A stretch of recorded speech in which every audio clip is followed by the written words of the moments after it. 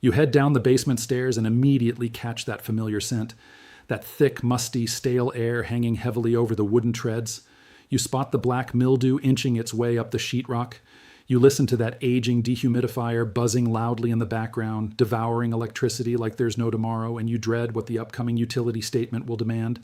You have given the chemical buckets a shot, you have set up the box fans, but nothing keeps the damp away permanently. However, there is an approach quietly utilized inside Amish root cellars and farmsteads throughout Lancaster County for over a century that extracts airborne moisture for good.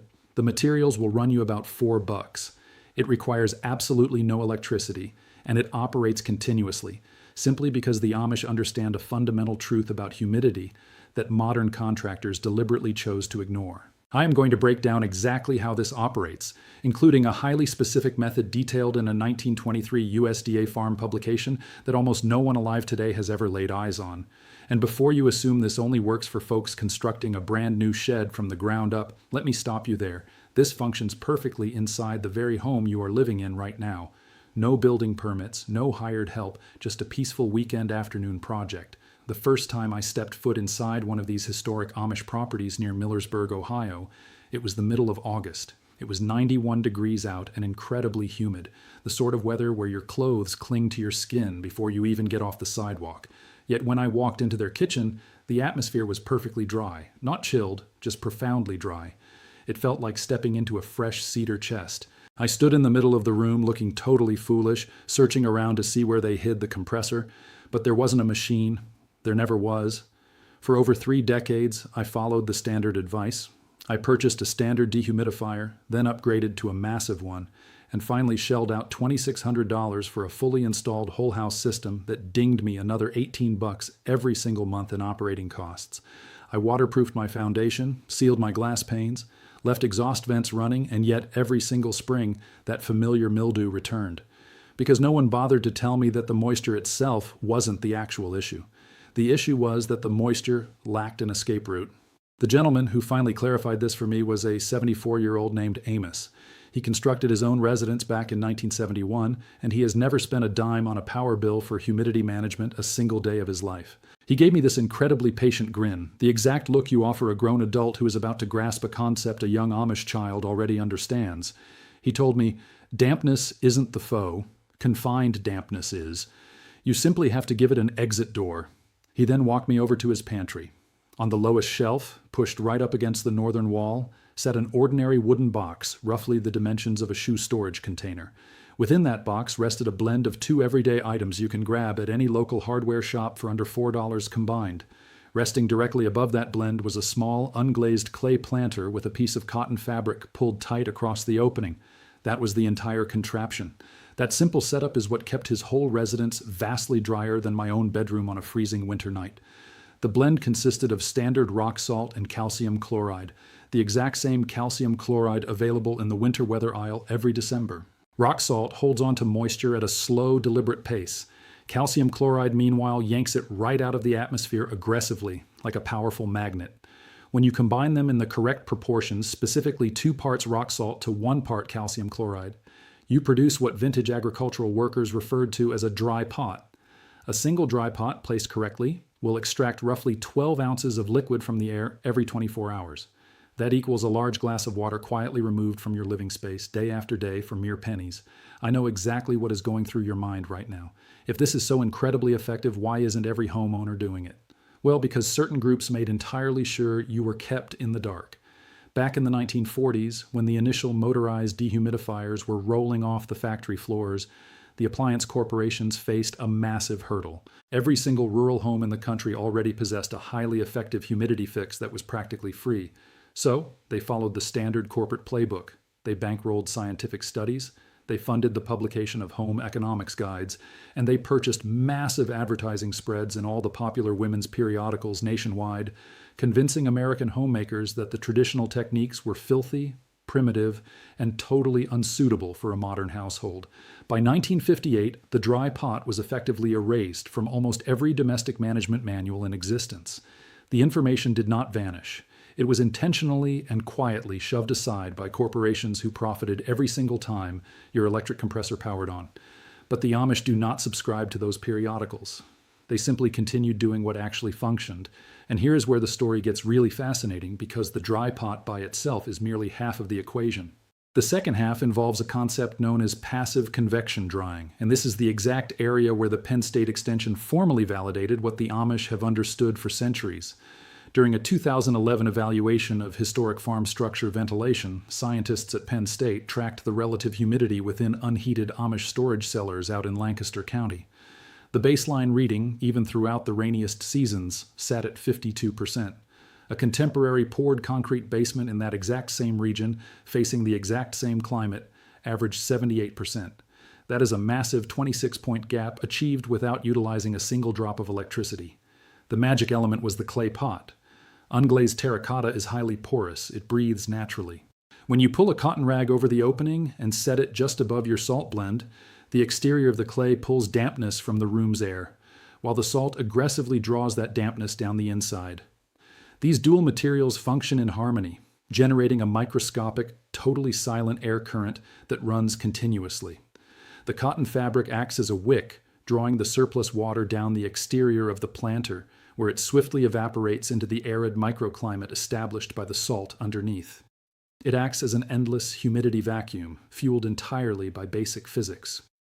I threw my very first one together on a Tuesday night in early March. It ran me $3.87, mainly because I already owned a suitable rag. By that Friday morning, the awful stench in my cellar had completely vanished. By the following Tuesday, the mold spots on my wall stopped growing entirely, and before the month was out, I permanently unplugged the massive whole house machine I had relied on for 9 long years.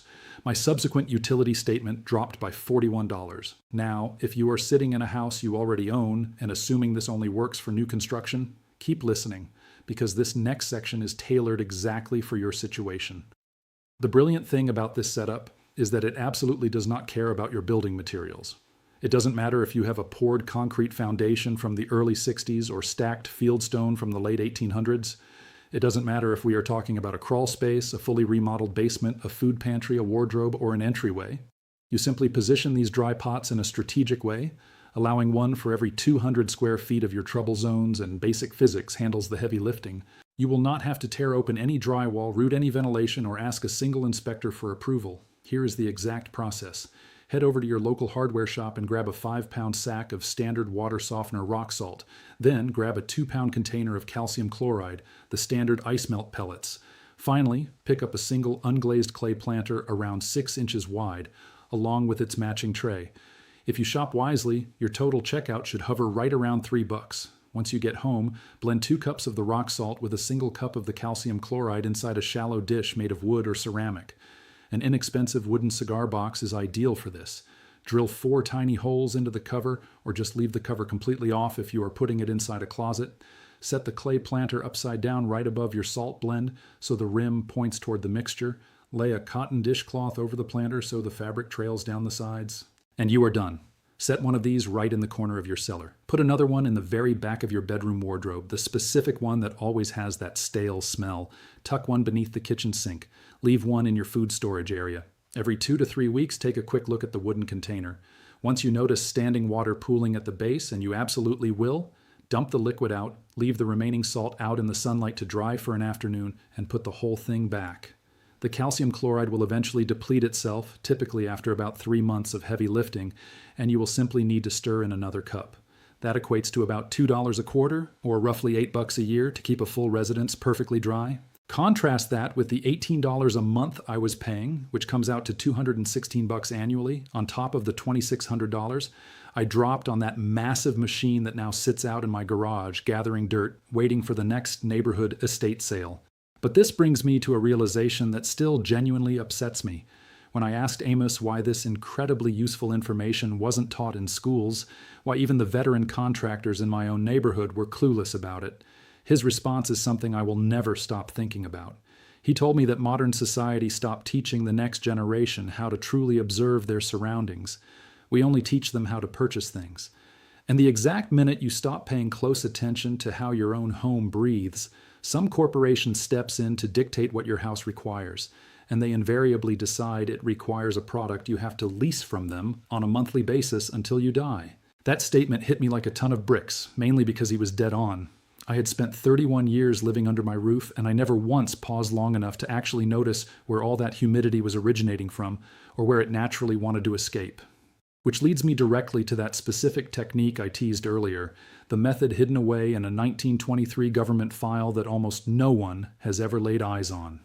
Back in October of 1923, the U.S. Department of Agriculture released Farmer's Bulletin number 1349, titled The Control of Moisture in Rural Dwellings. It was authored by an agricultural engineer named Henry A. Wright, a man who dedicated 6 full years to traveling across Pennsylvania, Ohio, and Indiana, meticulously recording how Amish and Mennonite families built their homesteads. That bulletin was published, sent out to regional extension branches, and then, within roughly a decade and a half, it was almost completely erased from public memory. You can still track it down today, provided you know exactly where to dig inside the digital vaults of the National Agricultural Library. Right there on page 19 of that specific text, Wright details a strategy he referred to as the charcoal floor. The Amish communities he spoke with would grab standard hardwood lump charcoal, the exact same variety you can purchase today for a weekend barbecue, crush it down into chunks about the size of a walnut, and scatter a 2-inch thick layer right across the dirt floors of their pantries and cellars, tucked beneath a slatted wooden walkway. That charcoal accomplished 3 distinct tasks all at once. It sucked excess water out of the environment, it neutralized foul smells, and it trapped airborne mold spores before they ever had a chance to settle on their stored crops or building materials. Wright actually tracked the data himself. A storage space utilizing a charcoal floor held steady at 48% humidity throughout an entire 12-month cycle, even during the rainiest stretches of spring. Without that charcoal layer, the exact same space fluctuated wildly between 70 and 85%. That crushed charcoal remained effective for an average of 4 to 7 years before needing replacement. And when they finally swapped it out, the exhausted charcoal was simply scattered into the vegetable garden to enrich the dirt. Zero waste. One 10-pound sack of natural hardwood charcoal will run you about $12 today. To treat a modest closet or pantry, you might need half of that bag. You simply dump it into a shallow wooden bin, cover the top with a porous piece of burlap, slide the whole tray under your lowest shelf or into a dark corner, and you completely ignore it for half a decade. That is the ultimate punchline here. A government document from 1923, penned by a researcher who actually drove out to the Pennsylvania countryside to watch elderly Amish women implement this with their bare hands, outlining a strategy so incredibly basic that your 10-year-old nephew could get it running this afternoon.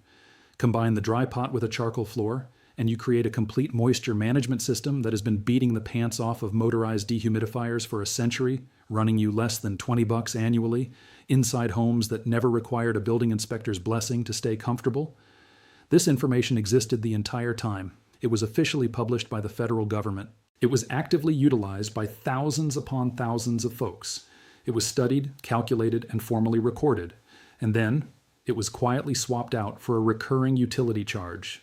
You did not misplace this knowledge. It was hidden from you, but now you possess it once again.